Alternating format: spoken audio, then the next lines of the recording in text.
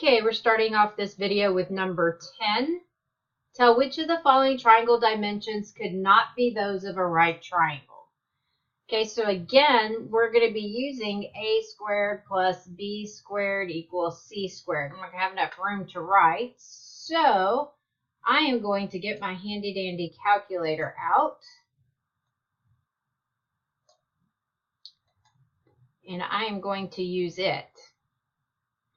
So I want to check and see if which one does not use Pythagorean theorem. A squared plus b squared equals c squared. So I'm going to take 24 squared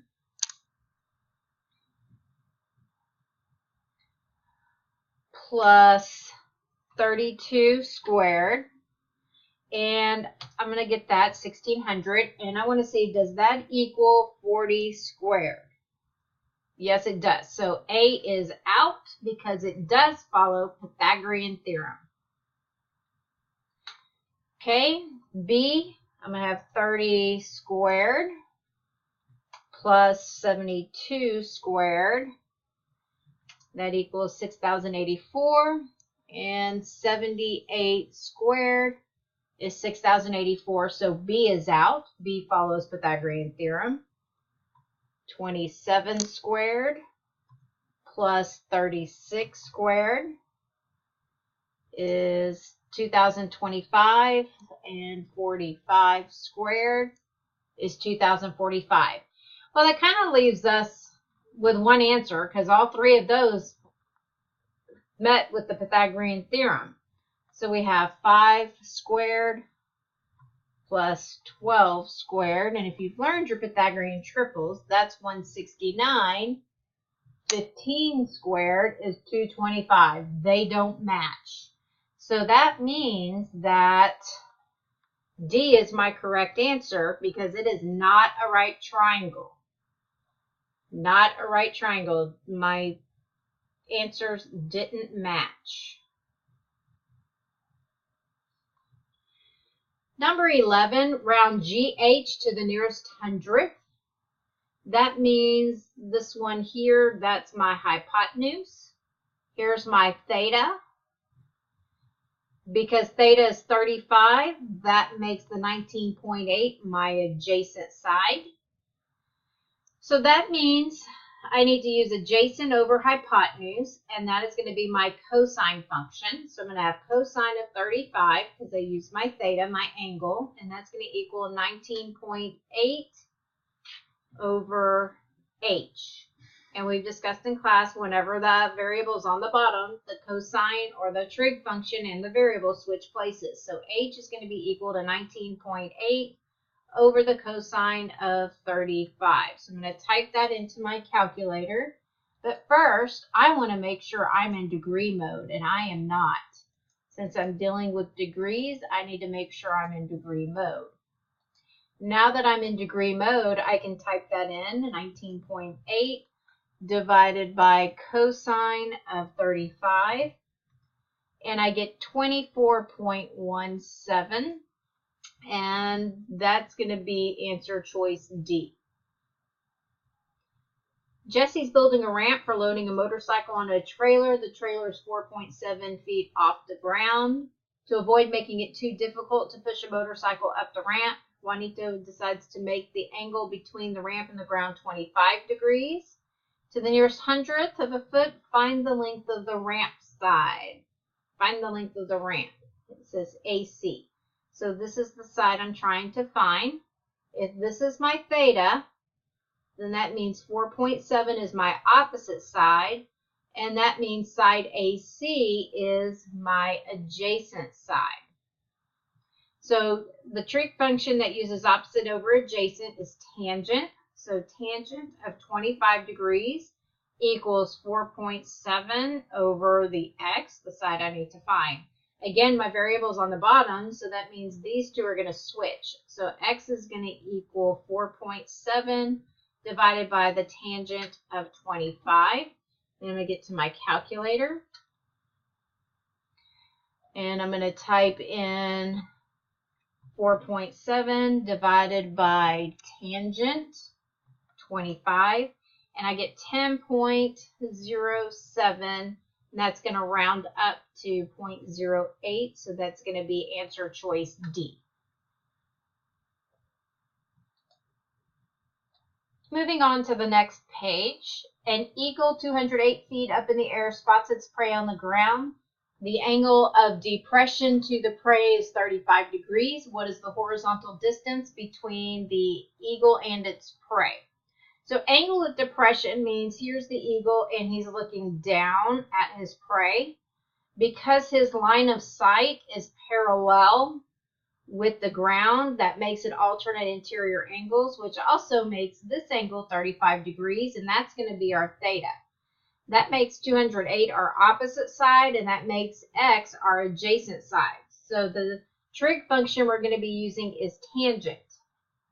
Tangent of 35 is equal to opposite 208 feet over x, which is the adjacent side. Again, my variable is on the bottom, so these are going to flip places. So x is going to equal 208 divided by tangent of 35. So going to my calculator,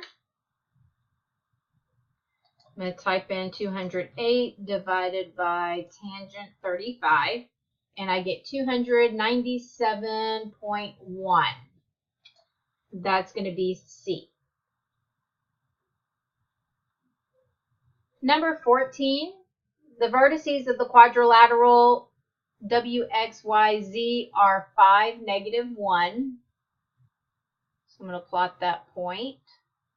That's W. 5, 2.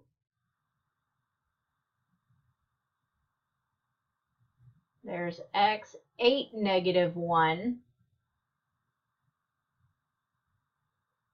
That's Y, and 8, 2. That's Z. And they want to know what type of quadrilateral this is.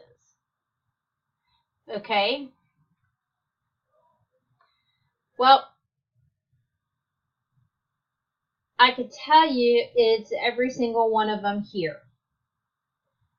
But we need to be as specific as possible. I see a side length of 3. I'm going down 3 to the bottom 3 and on the left 3. That means I have congruent sides. Okay. I also see that they are perpendicular to each other. So when I have all 4 angles 90 degrees in all 4 sides, the most it could be is a square. So the square is the most accurate description of number 14. Okay, next page, moving on to number 15. It says, which of the following terms cannot be used? Cannot be used. Okay. You got to pay attention to the wording. Okay, well, I see a 4-sided figure, 4 congruent sides. I see opposite angles are congruent. So that's definitely a quadrilateral. It's not a rectangle. A rectangle has to have right angles. Could be a parallelogram. And it could be a rhombus since all 4 sides are equal. So the only one that doesn't fit is the rectangle. Which of the following is always true? A parallelogram is a kite. That is not true. Because a parallelogram has 2 sets of parallel sides. A kite doesn't have any parallel sides. So that's false. A quadrilateral is a rhombus. That's false. Because a quadrilateral could be a parallelogram, rectangle, square. It could be a whole bunch of different shapes, not just a rhombus. So that's out. A rectangle is a square. That's not right either, because a rectangle doesn't have to have 4 congruent sides like a square. So that one's out. So our last choice says a kite is a quadrilateral. And yes, it is. A kite is a 4-sided figure. So that one matches. Which quadrilateral does not always have diagonals of equal length? Well, I know the square does. The trapezoid in general, not always. A rectangle has diagonals of equal length, and so does an isosceles trapezoid. When it's isosceles, it does. When it's regular general trapezoid, it's not, so it's going to be B. Luis gave some clues to describe his mystery shape. It has 4 sides. Okay, so all of these have 4 sides. 2 of its adjacent sides have the same length. Okay, so these 2 are adjacent and they have the same length, and these 2 are adjacent and they have the same length. The diagonals are perpendicular. So when I draw across, those are going to be perpendicular. Okay, well, that kind of rules out a parallelogram because opposite sides are not congruent, which also rules out the square. The trapezoid is ruled out because it has 1 pair of parallel sides, and our drawing really looks like a kite. So it's a kite. Okay, find the area and circumference of circle Q in terms of pi.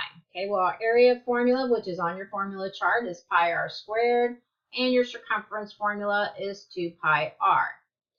Okay, well, they give me my diameter. That means it's going all the way across. That's the diameter. So my radius is going to be half that. So it's going to be 12. So area is going to equal pi times 12 squared. And that's going to give me 144 pi. And it said leave it in terms of pi. So that means pi is going to be a part of the answer. I'm not going to multiply by 3.14. Circumference, I'm going to have 2 times pi times 12, and that's going to give me 24 pi. So my circumference is 24 pi. If I see 144 and 24, ooh, I don't see 24, but I don't see the pi here, so I'm going to eliminate that. I don't see pi here, so I'm going to eliminate that. These 2 have pi, and I only have one that has the same exact numbers I do, and that's going to be B. Number 20, if the area of the following triangle is 5.4 centimeters squared, find the height of the triangle. Well, I hope you are bright because here's the height of the triangle. It's 2. I don't think they were originally supposed to put that, but it's 2. So they tell you the area, 5.4. The area formula is 1/2 base times height. And you're supposed to find the height, and they give you the base is 5.4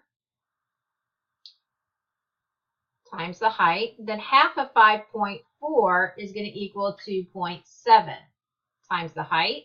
Divide by 2.7, and 5.4 divided by 2.7 is still 2. So even if you work it out, you should still get 2. 21.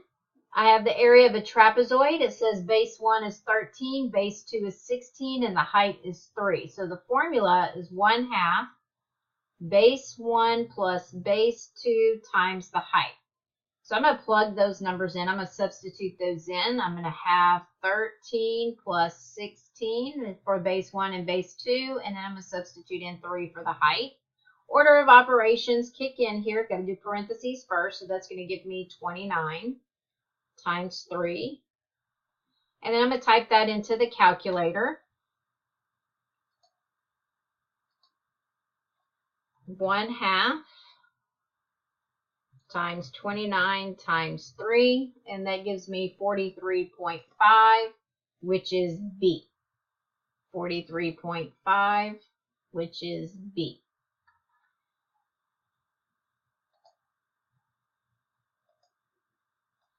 Okay, number 12, 22, the area and perimeter of the parallelogram. Okay, well, the area is going to be equal to the base times height. And perimeter, I add all sides. Add sides. Okay, well, I could do that now because I know my sides are 5 and 7. So I have 7 plus 7 plus 5 plus 5. That gives me 14. That gives me 10. So my perimeter is 24. Well, really and truly, I only have one answer choice with a perimeter of 24, so it's going to be C.